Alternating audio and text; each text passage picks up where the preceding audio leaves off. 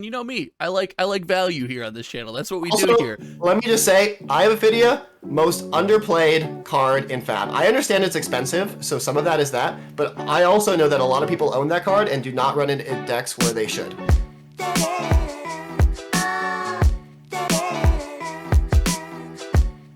Ladies and gentlemen, welcome back right here to Hometown TCG. You all know me. My name is Josh, and I am here with the man, the myth, the legend, the Pro Tour Day 1 record holder, Easton of Hometown TCG Ascent. Easton, what's up, dude?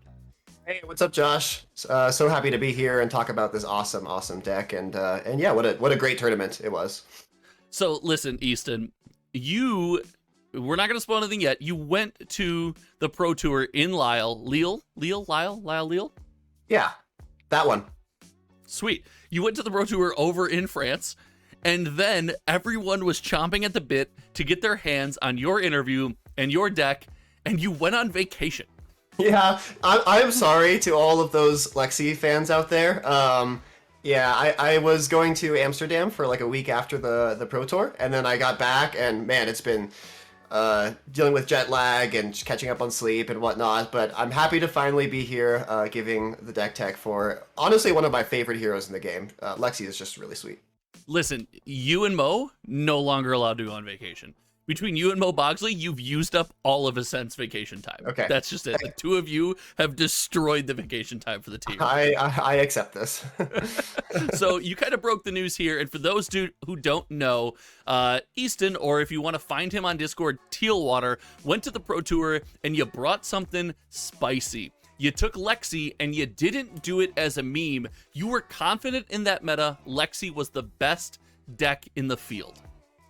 Yeah, I mean, if you look at the number of decks of the different heroes that showed up, it was just nothing but aggro. And certainly in day one, I got really paid off by that. I went 4-0 in my constructed on day one, beating 4 aggro decks. Well, 1 Bolton and then 3 aggro decks. But yeah, all those matchups are like basically a joke. Like they're so favored for Lexi. Like almost to the degree of Oldham v Prism. Not quite there, something like 80 to 90%, but it's very hard to lose if you have a robust ice package against these aggressive heroes. And that's what I brought the deck to prey on. I knew I was going to have a pretty bad matchup into Oldham and a pretty close to 50-50 against Prism.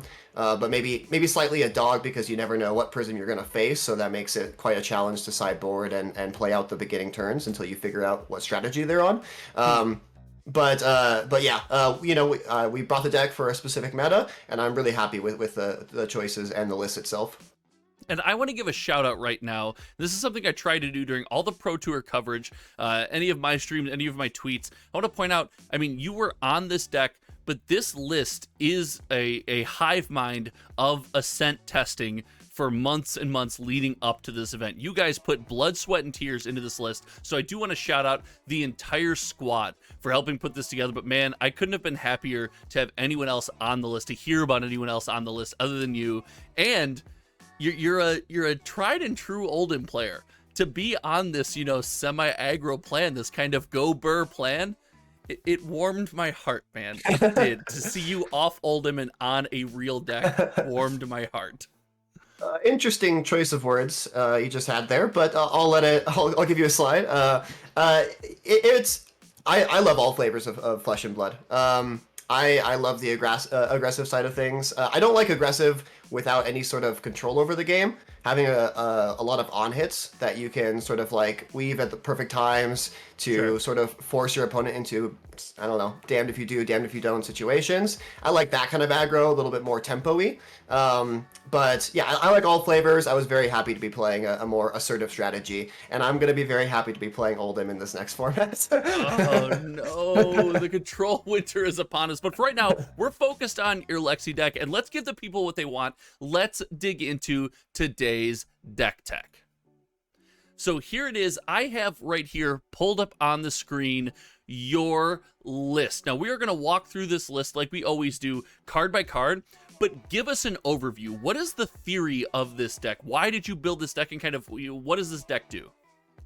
Yeah, so Ice Lexi is insanely powerful into the matchups where she is good into, naturally. But the ice package really suffers against things like Guardians and Illusionists in particular. All those matchups are just really bad if you're just like, you're an ice Lexi deck. So you can kind of resolve that issue.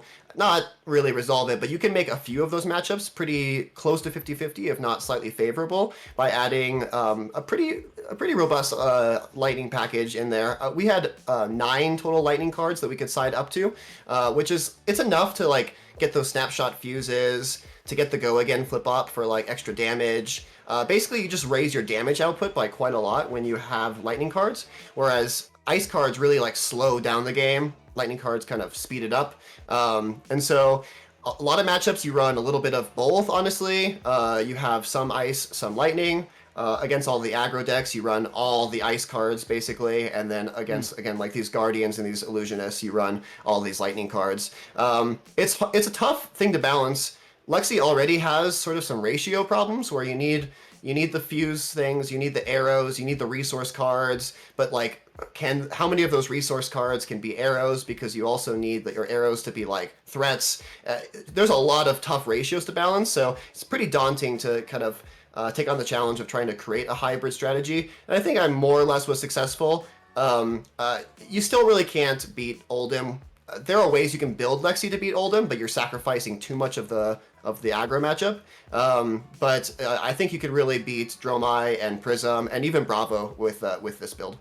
Okay, so you said a key phrase in there while you were breaking on this deck. You said, it's tough to balance these ratios when going for this hybrid strategy. And I feel like that has been, the golden goose since the Tales of Aria drop, is how to really build a tried and true hybrid strategy that isn't on Oldhim. Oldhim very efficiently makes use of both Earth and Ice cards, where things like Lexi and Briar can often suffer by trying to build hybrid. So looking at this deck list here, we'll get into the Earth and the Ice and the hybrid, or sorry, not the Earth, the Lightning and the Ice. Now I'm just terrified of Oldhim. All I'm thinking about is Oldhim. I hate it. We're going to get into the nature of the Lightning and the Ice as we go to the sideboard, but let's take a look at the main deck right now, starting like we always do with the equipment suite. You went with Voltaire. That's probably the most obvious choice here, right? Like, yeah. That weapon makes Ranger playable. And that's that. Azalea players, cover your ears. Don't listen to this part of the episode. Sorry. I said what I said. I said what I said. Click off the video. This is not for you. I apologize. Moving on, we have Bullseye Bracers, Findel Spring Tunic, New Horizon, and Perch Grapplers. So far, pretty standard layout. The one interesting piece of equipment here is the Perch Grapplers, often used for 2-block if I'm not mistaken, but how often in this deck are you actually using the activated ability? This version of the deck has a little bit more yellows and less blues, and more like 0-cost arrows to kind of allow that to be the case. So you don't use it as much, but there have been versions of the deck where I actually sacrifice it quite a lot, and it's the damage output for those crazy like Rain Razor 3-of-a-kind turns it can get pretty absurd when you sacrifice the Purge Grapplers. Snapdragon Scalers is something that most Lexis do choose to run. I knew it was going to be a big weekend for Command and Conquer, and to have basically 0-block on your equipment is just not something that I was interested in doing. There's really honestly only maybe a couple matchups where you'd maybe want to run Snapdragon Scalers, maybe only if you're on the draw as well. It just wasn't enough to justify a slot, especially when the slots were so valuable with the hybrid style. Yeah.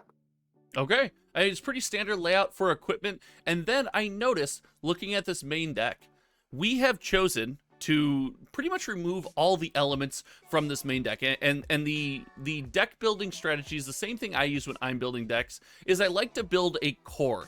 Cards that are just in against every matchup. Even if it's only 30 cards, whatever it is in against every matchup, those 30 are the core, and then we're going to bring in cards based on our opponents. So let's go over some of this core, and we start here with Bolt and Shot. And you and I candidly had a conversation off camera that this card might be one of the best cards in the deck and just should never hit. Yeah, it's tough because Lexi has just a ton of damned if you do, damned if you don't situations that she presents her opponent with, and Bolt and Shot is just having 9 copies of those. your damage output, the kind of being able to flip up a lightning or ice card potential, attacking with a third arrow, like all of these things are made possible. But honestly, if you just block out Lexi, then like she has enough power in Rain Razors, Lightning Press, Three of a Kind, even Pulse. Like these things will push the damage over the edge, and you can't just really fatigue her if you're playing her well, I think. You have to choose your spots to not block, honestly, because look at that. You have Endless Arrow as well. You have all these Searing Shots. You have a lot of on-hits that really matter. So along with these on-hits, you mentioned the second, what I think is maybe the second most important card in this deck, especially in a lot of matchups, and it's Endless Arrow. Your Rangers fall into the traditional trap, right? You don't have that weapon as the rest of the heroes in Flesh and Blood know it, so you don't have that consistent damage output. So things like Endless Arrow, finding a way to get those to hit and being able to recur that threat over and over again is just clutch in certain matchups. And I notice right off the bat, a lot of this power, a lot of the core of this deck against no matter who our opponent is coming from these generic arrows. Yeah, definitely. The 0 for 4 arrows are just like a pretty good rate with Voltaire. If you have an on-hit in there and you go again and +1 and 2 reds, then you can very easily be dealing 9 or 10 damage with only 3 cards and presenting an on-hit. Like that's just like a nice smooth, like I could block with a card, I can arsenal one. This deck also, because there's so many 0 for 4 arrows, Tunic, we didn't talk about it too much. I just want to say for a second how good Tunic is in this list, and kind of how bad Tunic is in a lot of Lexi lists, because they run so many blues, and usually it's like paying for the extra thing, like maybe an Ice Quake on top of a 0 and a 1-cost arrow, but usually it was kind of hard to find a good spot, whereas with this deck, in certain matchups, basically every 3 turns, you get to have like a 0 pitch turn. Because you just keep like, you get to block a little bit and then maybe save just like 2 red arrows. And then one of them's a Bolton Shot, and then you just present them with it. And then if they take the hit, you attack again with it. And you only need the 1 pitch for Voltaire for the first arrow. And if they don't, you just arsenal it and have a big turn next turn because they're blocking, so they're going to have a kind of a small turn. Tunic is really good in this list. It allows you to do some really kind of messed up things with your pitch. Man, that's the way you say that is so predatory. It allows you to do some messed up things to your pitch, and I'm sure your opponents are sitting across from you going, great, sweet, thank you. Spoiler real quick sidebar here. How many Tunic counters did you miss over the course of the event? I rewatched my feature match. While I don't think I played that flawlessly, I don't think I've missed any Tunic counters there. And I can't think to a spot where I remember missing. I think I remember one where I was concerned about the clock, so I was playing fast, and I remember missing it there. But I'm pretty good about my Tunic. Gosh, you missed a Tunic counter. Get good, dude. No, that's crazy. I would have missed Tunic counters for two and a half straight days. Well, I wouldn't have been playing for 2.5 straight days, but you understand what I'm saying. So moving on down this list, I mean, we talked about these generic arrows. You do present interesting things like Dazzling Crescendo and Snapshot. It does hit that 0 for 4 like you're talking about, but it offers a fusion option. Why do these make the cut? Even though they take a lightning fuse, these are in the core. These are going to be in there even when you go with the ice package. Why do these make the cut? Yeah, I mean, I'm running Ridge Rider Shot, which is like, as close to a 0 for 4, no other Texas you can get. I do think Opting is pretty powerful in Lexi because she has a lot of powerful cards to dig for. But I'm happy with just the 0 for 4. It just allows you to do some really strong things with the number of yellows you run so that your pitch cards are also better threats. And then the big thing is the Pulse of Volthaven. I decided I wanted to try to fit that into the list. It's cutting it pretty close, but you really only need to draw an elemental threat within an 8-card sort of spread because you're sort of incentivized to arsenal it because when you flip it up, it's one of the most powerful things in the game. So yeah, they're definitely making the cut for that reason as well. And when you have the lightning package, those cards become primo. Bro, you can just tell guys like you that play this game, human beings like you that play this game in this level, just think differently. There's a value proposition to every card being included in this deck. So we're so lucky to have you just here to go over everything. And man, I talk to you guys all the time, and I'm still blown away chatting with you guys about these lists. You never let me leak the list before the event. God, that would get so many views. Everyone would know what was on. You guys are so mean to me. You're brutal. I love deck building in this game. It is so fun. It is ridiculous. Now, one of the few arrows, if not the only arrow here in the main board, that there is the Chilling Ice Vein, but you do see the Frostlock right here in the main. It's being played in every matchup, no matter what. Is this because it's a blue 3-block, or does Frostlock provide value in every matchup? Not in every matchup. I mean, it's fine. Even if you're against Oldhim, you don't have that much ice. Sometimes starting the turn with that and making all of their defense reactions cost 1 more gives you some value. But I mean, it's gonna be some sort of blue 3-block 1-cost arrow. I tend to like my blue arrows to be 1 cost because you're only really playing them when you're sort of like resource heavy. And so it's really the matter of like, it's this, or it's maybe like Sleep Dart, or it's maybe like Fatigue Shot. And I just saw the upside of Frostlock in certain matchups to be really, really great. And then when it's like in other matchups where none of those are really good, like it doesn't really matter. And the big thing is, again, it gets turned on by Pulse of Volthaven.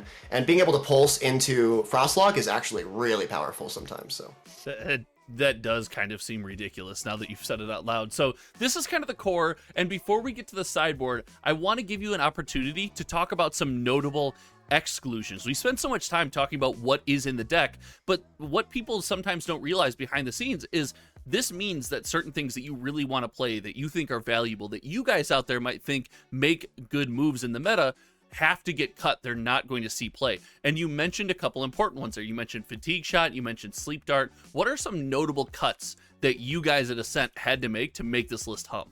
Yeah, sort of right before the event, we started shaving Artivores, and we just completely went off of Artivore by the end of it. Damn you. Just because, why? What? I wanted to bring that up because it wasn't in the list. I thought I had the secret. Well, you did. You brought it up. You asked this question. Really powerful card. One of the best cards you can have against Oldhim. Not great in a lot of other spots, especially how the deck was configured. Again, it's better when you have more blue pitch. And there's a great reason to like build the deck that way. But I was building this deck to sort of try to do a certain thing in this meta, right? And Artifor just didn't quite fit in that. I would have loved to have it in my 2 older matchups in day 2. But, you know, it is what it is. Couldn't find the space for it. Seek and Destroy was something I tested a lot. That card is really, really powerful and actually pairs really well with the ice interaction cards. I think if they ever give us like an ice arrow where we can make the ratios just a little bit less tight, that card is awesome and should be included in Lexi. It's so good. It just, the ratios are too hard for it.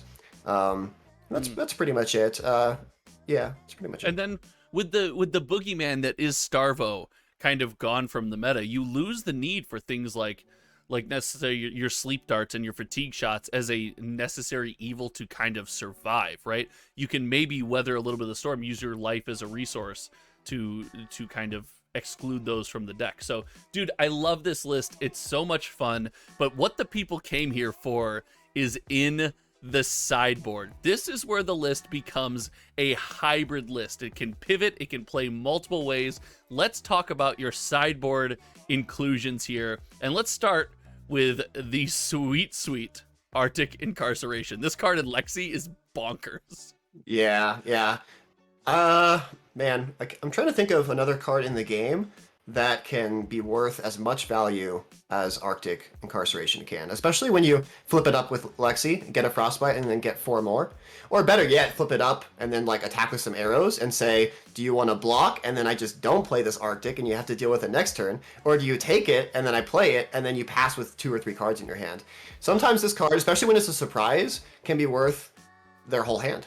It can be worth like 12 points of damage, basically. No other card in the game is like that. And the sort of caveat to it is that it takes your action point. But Lexi, basically, whenever you end your turn, you basically choose go again or +1. If you don't have the Arctic, you're choosing +1.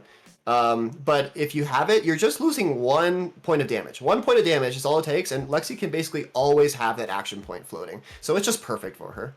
My goodness, this card... There are things I've called in Flesh and Blood, and I've called them predatory. Husk, Carrion Husk. A lot of the stacks. Carrion Husk, in my opinion, is just a predatory card. It's just like while it's on the battlefield, you feel bad about having to play the game. when this card is flipped up in the arsenal of Lexi across the table from you, there is no part of you that feels good about that moment. There is no correct answer, because as you said, you can make any play in the deck. So I love this inclusion. And the next inclusion, Icequake, is this also just bonkers. Triggers on every hit. Like, what is happening? Yeah, Lexi can go pretty wide. When you get even just 2 attacks with that on hit, it can just take a lot of their turn. The Icequake is like a card that you run against Bravo too. You want the Lightning package, but you also want Icequakes. Icequakes are so good against Bravo as well. Yeah, very strong card. You could build the deck to have like up to 9 Icequakes, honestly. I think that's a little bit too much, but you could build it that way, again, with more blues. We'll get to a nice card that I lean more into there. Yeah, a 9 of. That, again, it really lended itself to the kind of low to the ground nature of the strategy I built. Okay, well, let's skip over some of these lightning cards, and let's get to that next ice card that you have included 9 of in this list, and that is the Winter's Bite. Dude, 9 Winter's Bite. You sure? You sure? I'm very confident about that. Yeah, especially, I mean, all of these choices are justified by the other choices in the deck. You know, there's always a push and pull, and Winter's Bite again is kind of like that's the card that I saw that I just wanted to lean into and say, how do I build the deck to just make like Winter's Biting every single turn be really, really strong? Because when you think about it, you flip up Lexi, reveal Winter's Bite, they get a Frostbite, and then you play it and you take a whole card from them. Because I'm not running a lot of these like Chilling Ice Veins and stuff, they're not going to make use of the rest of their pitch when they pitch to it. So you're taking 1 card and giving them a Frostbite. So it's basically worth like 1.33 of their cards, right? And then that Frostbite is variable. It could be worth nothing depending on their pitch situation, or it could be worth way more. So on average, 1.33 of their cards. But you're just doing that like every single turn, and this is like the idea of the deck into this format is all these aggro decks are really built and optimized to be insane with 4 and 5 card hands. And Lexi just says no. Not only does she say no because she strips the card from them, but it's like, I'm going to take a card from you, so you're downgrading to 4 or 3 cards from your 5 or 4 card hand. But also, you have to deal with this pesky Frostbite that maybe you were not really prepared for when you like built your cost curve in your deck. So anyway, 9 Winter's Bite, I would run more than 9 if I could. So you want to up it to maybe 11? You think you can let James White let you include 2 more? Like 12 honestly, is too much. That's 4 copies, but like 2 more. Yeah. Yeah, it's very, very strong. That's wild. So let's get down to some of the generics before we get into what I think the real spice is in this list that a lot of Lexi players aren't doing, and that's the Lightning package. Before we get that far, let's talk about some of your generics. You got Findle's Fighting Spirit and Command and Conquer. These especially the Fighting Spirit very clearly seems like a popper. Are the Command and Conquers in here just as poppers, or do they do more?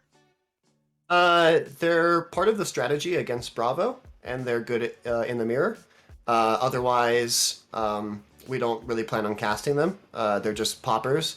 The reason why there's like this weird split is just like in the late hours of building this deck, like it's just massaging those final ratios, and we decided we wanted exactly 2 Command and Conquers, but we wouldn't even run the 3rd into Bravo, and we also wanted to get to a 30th resource card for any wizards we might see. So it just that's kind of what justified that split. I think both of them are reasonable in this deck.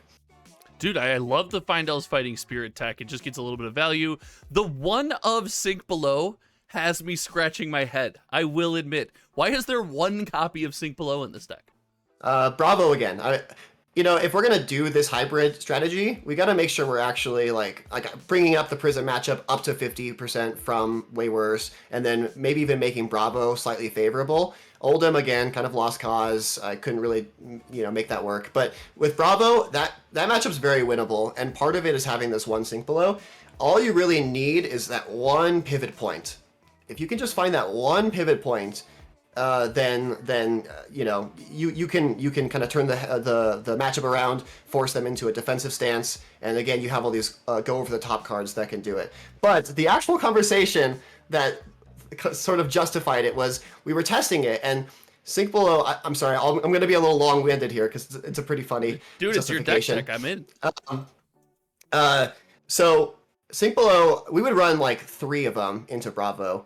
if Command and Conquer didn't exist as a card they were bringing in against you. But Command and Conquer is so good that we were running into these spots where when you had it and they had the big crush effect, it was amazing. When you had it and they had a CNC, it was just like terrible, right? So I won't go into all the math, but we did a lot of calculations thinking about the likelihood of, if they have 3 CNCs and the game goes for, let's say, 15 turn cycles before you don't shake your head. If it goes for like crazy 15 turn cycles before you reach your pitch deck, right? In theory, that's like the base. And so they have 3 CNCs, right? So that means that roughly 20% of their hands are going to have CNC. And if you have 3 sync belows, then roughly 20% of your hands are going to have them. And basically the math lined up that it was just going to cross paths too often, right? They were going to have their CNC on the turn where you have your sync below. But if you have just the 1 sync below, then you are drawing it something like 7.5%. I don't know, I might be off. I'm still jet lagged. But you're drawing it like, that many percentage hands, and they're still drawing the 20%. So it's very, very likely at that point that you dodge the CNC with your sync below.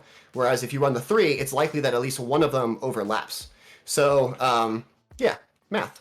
I get that. I guess that does make sense. When you see a CNC and you're a Lexi and you're trying to maybe block this and then still present something back, some kind of on hit, some kind of threat, the last thing you want to be left with in your hand is a sync below. It doesn't offer you any value in that turn. It's not a great arsenal target for Lexi either, so maybe it goes to the arsenal and you pass. So I see what you're saying there. I'm all in. And then last question about the generics before I let you go. No Rune Boots seem like the obvious choice of boot if you're going to play a ranger and add some additional No Rune Boots seem just kind of like a fantastic choice there. But the notable cut that you mentioned and that I thought I was going to be able to surprise you with, and you stepped all over my toes, was Art of War. And I have Ophidia with Art of War. Fantastic little combo, little combination there. Yep. Very good. I have Ophidia here without Art of War. Questionable. What's with the Eye of Ophidia in the board? We kind of like shored up all of our matchups that we wanted to, and we had an extra slot, and we basically just wanted a card against Wizards, and so we wanted it to be a blue. And this is just the best sideboard card against Wizards because it's a blue that also digs you for more blues. So you also bring it in a couple of matchups where you run Lightning because it is a powerful pitch for the turn. Like if you don't think you're gonna have to block very much, it's very powerful. And I would run it against I would run it in every matchup where I didn't think I needed to block because I'm basically always gonna have a pitch card. But yeah, it was just a sideboard card against Wizards. Mostly. I thought it was going to be spicier than that, but I guess it's just a sideboard card against Wizards. That's why we have you on, to set me straight. That's what you want against Wizards. I mean, like, I don't know how many people have thought about that, but it's literally just like a blue that finds more blues. Like, it's just, it's the most premium sideboard card for Wizards you can find. Dude, I'm all about it. It's insane value, and you know me. I like value here on this channel. That's what we do here. Let me just say, I have Ophidia. Most underplayed card in Fab. I understand it's expensive, so some of that is that, but I also know that a lot of people own that card and do not run it in decks where they should. Very underplayed card. Wow, you heard it here first. Most underplayed card in Fab. I want to transition into the lightning portion of the deck tech, where I get to talk about what I think is the most underplayed card in Fab, and I think you know what that is, but we'll get there when we get there. Starting at the top, you got Lightning Press and Lightning Surge, just 2 lightning cards that do pretty much everything you want to do in a matchup where you think you're on the front foot. Yep.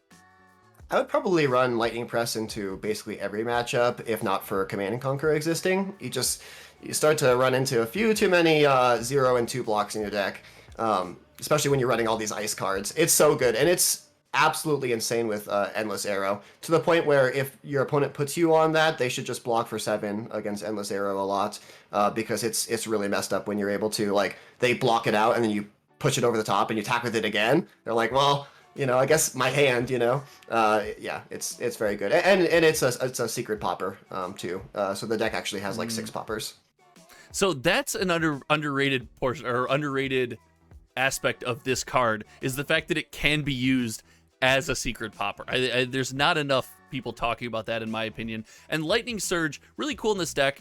Side note, can be a little weird for newer Lexi players. If you're out there, if you're loving the Ascent deck tech and you want to play Lightning Surge in this deck, remember when you flip this up and give your next thing go again, often your next thing shouldn't then be the Lightning Surge that you just flipped up. So that can be kind of a gotcha moment for new Lexi players. Do you find that flipping this up from Arsenal is offering enough value to be justified here? Yeah, it's really good math. You flip it up, it means you get to give +1 to your other arrow, so it's already worth like 5. And not only that, but it's extending the number of attacks you can have, so it's raising your overall damage output in a single turn cycle. Because a lot of what Lexi's trying to do is, you know, play a little back and forth and set up like a really, really messed up like 6-card hand. Really? And one of the best ways to do that is with the Lightning Surge in the arsenal. I love that you call it a messed up hand. Like your opponent's just sitting across from you, just like shaking their head, like, oh, please, no, stop. Yeah. So I love the Lightning Surge here, but now on to the... I'm done. No, it's time to talk about the best card in the deck, and possibly the most fun card, and maybe the best card in Flesh and Blood, Electrify. I love this card. I pitched to Ascent doing kind of a for fun deck challenge where everyone is assigned a card. We pick a card out of a hat, and then you have to build a card around that deck. And the card I was most excited for in that like challenge was Electrify. I freaking love this card. It's amazing. Why did Electrify Red make the cut for you? Yeah, it's just the next best Lightning card. Lightning Surge Yellow was also in contention there, but I didn't need the resource cards. Electrify, yeah, I mean, if you can like get it in Arsenal comfortably, then it's also just a insane math card because you're basically paying 1 resource for 3 damage, and you're sort of like filtering for... Like, Lexi really loves drawing more cards. That's the only reason I wish I could still run Artivore in this list, is because the more you churn through your deck, the more 3-of-a-kinds you see. We haven't talked about that card, but I don't think I need to explain to the world why 3-of-a-kind is, you know, definitely top 5 fab cards. Yeah, Electrify, really, really strong. Really good with the Lightning package, because the Lightning Press can help like push the damage through. Really strong against Illusionists and Guardians. Yeah, just really, really solid. Dude, this card, it was so underwhelming from you. You were just supposed to talk about how this is the best card in Flesh and Blood, and this is the most underplayed card in Flesh and Blood. I almost said I'd cut it just to mess with you, but no, you've messed with me enough in the last couple days. That was like the last include. Like, we wanted just a couple more Lightning cards. It's not incredible, if I'm being honest. Like, it is. When it's incredible, it's incredible, but when it's awkward, it's really awkward. Stop, dude! It's the best card. It's a red block too that like requires setup, like, you know. It's the best card in Flesh and Blood, and this is where we're gonna leave it. I really disappointed you, didn't I? With that analysis. You absolutely did, 100%. And if I could play this, if I could justify playing this and Shock Charmers, I would be the happiest Flesh and Blood player. I was all in on Crown of Seeds when it came out. Now that it's so popular, I'm like, this doesn't feel as good. I love incremental value that just seems like it doesn't matter. Shock Charmers, Crown of Seeds, and Electrify, I was all in on. I only got one right, and I'm not going to say which one because it's Electrify. But this deck looks like so much fun. I want to give you the final chance. Any tips and pointers in short form that you want to give to our viewers out there that are definitely going to go and build this deck and play this at their armory? You know, I would say, honestly, that it's a whole new format. So I encourage you to pick this up and start having this as a good starting point, and kind of grow from there and really start to look at her card pool. All of these Tales of Aria heroes, their card pools are just so big. And there's a lot of ways to push and pull. I don't think I'm gonna be on Lexi this next format because Oldham's my main, and so I'm gonna just go back to him. But I don't think Lexi's bad in this next format. I think you just need to do different things. There are things you can do with running more than 60 cards, running things like Remembrance against Oldham, and actually being able to maybe honestly fatigue him. It's possible, but. You just need to be flexible. You need to know what you're trying to target. I think that there's still going to be a lot of good decks for this ice package, and I encourage you to really try this 9 Winter's Bite and at least like you know, if you want to cut some, fine, but stay with more than 3. Everyone runs 3, but having just like that constant churn of that specific interaction, the Frostbite plus a card, it's really powerful, and it really punishes people who build their decks perfectly. You know, they build their decks with the right pitch and the right cards, and they have these absurd turns. Like, you really just thwart all of those plans. Yeah, ton of fun. Well, man, this has been awesome. And if you guys out there in YouTube land want to pick up any singles for this deck, you can visit minmaxgamesfab.com and use promo code HTTCG for 5% off your singles order of $50 or more. Pick up what you need, pick out some foils, build this deck, have a blast. And Easton, I gotta tell you, thank you so much for spending the day with us again. This is Easton from Hometown TCG Ascent, Teal Water on Discord. I hope you guys have had as much fun as I have, and you can see Easton going to Nationals next, right? Yeah, that's the big one. Yep, that's the next one I'll be going to. Wasn't sure, but over the last few days we kind of made it work out, and I really appreciate. Really appreciate you, Josh. I really appreciate the sponsorship. Hometown TCG has been just absolutely awesome for TM Ascent. It's been just a slam dunk partnership, and yeah. Well, that's can't say enough good things about you. That's because of yesterday when you called me, you were very mean to me. You didn't say anything nice to me. I cried like a little bit. But that's because of all the people and all you guys viewing out in YouTube land. So thank you all so much. Again, take a chance, build this deck. The deck list will be in the video description. Until next time, you guys know me. My name is Josh. Adios. I'm Easton. Thank you for screwing that up. And we will see you. Was that the worst outro of all time? I don't know. Mo does a pretty bad job in the reaction phase. Let's go. I'm trying to outdo Mo in the bad outro thing. Did I succeed? You did a great job. We'll see you around. Bye.